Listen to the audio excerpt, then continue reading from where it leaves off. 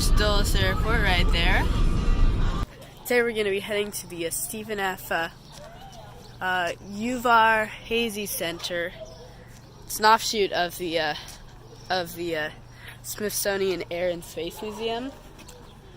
The main place, which is actually, I believe it's on the National Mall, is closed, but thankfully this is open. So yeah. So there's this whole area with all the planes. That one's the SR-71. It's actually the fastest plane in the world. It can go, I think it's like Mach 3 or something. I don't know. I want to look at the Blackbird. Yeah, no, it's just such a cool plane. So this here is a Bell X-1. This is actually the first ever plane to beat the sound barrier. So this right here is, this is so cool. This is Space Shuttle Discovery here. Oh my god, that thing's huge. That's crazy. I didn't think it was going to be this big. That thing's like, holy smokes. I think it's big, but you think about living in that for like over a month. Just that. Well, I mean, I don't think it was for over a month. It was they were usually like a week-long space shuttle missions. It must feel like a week. And then this is cool. These are all the tiles that they used. Each one is individually marked, huh? Oh yeah, interesting. That's crazy. Like these are tiles that they had like for re-entry, and then they also had these other things on the wing that could also do it too. Oh yeah, and also one thing that's interesting about the shuttle is like they would live in like just this front area because that whole area was used for like the payload. But I mean, it's not that like where you stay in there, like it's like not that big of a room. Because all there's kind of like a small area on bottom, and then there's the cockpit up there. It's actually double-decker. Like that crazy contraption up above it. What is that? No idea. But if we walk around, we'll find out. Yeah. Looks like they also have a bunch of capsules from like the Mercury missions or the Gemini missions. Yeah, I was talking to the lady, and she said like. Yeah, what was she saying?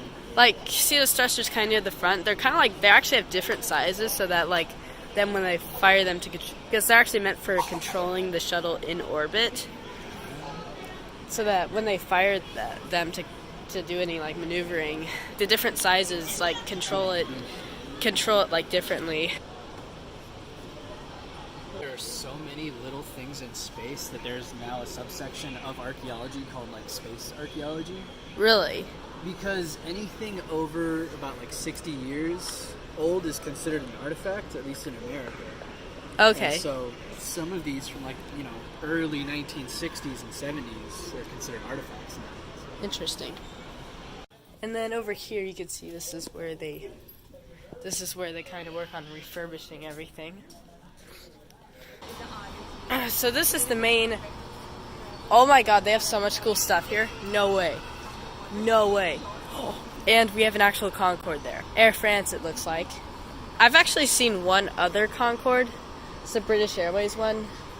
And then this is a Boeing 320, which is an early prototype of the 707. One of the first like big successful jet airliners. Oh here. So this is the Enola Gay. Oh shoot. Yeah. Oh. Yeah, this is the one that, unfortunately, I know. That's weird. Yeah. I don't know how I feel about that. Wow. I mean, it is a huge part of history.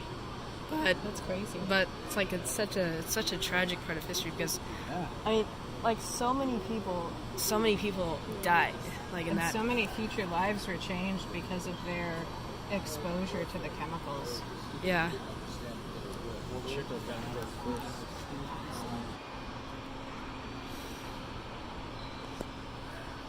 Now this is a Junkers Ju-32, I think. Very popular German plane back in the days. But I think pretty much all of them have retired.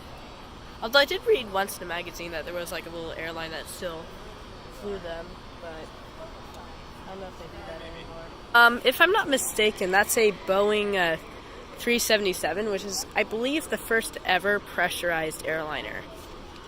So, two first airliners here. First pressurized airliner from the 1930s, and then first airliner to fly supersonic across the Atlantic. Look how cute this little plane looks. So yes, this is one of the first FedEx planes. So that's a Lockheed Constellation.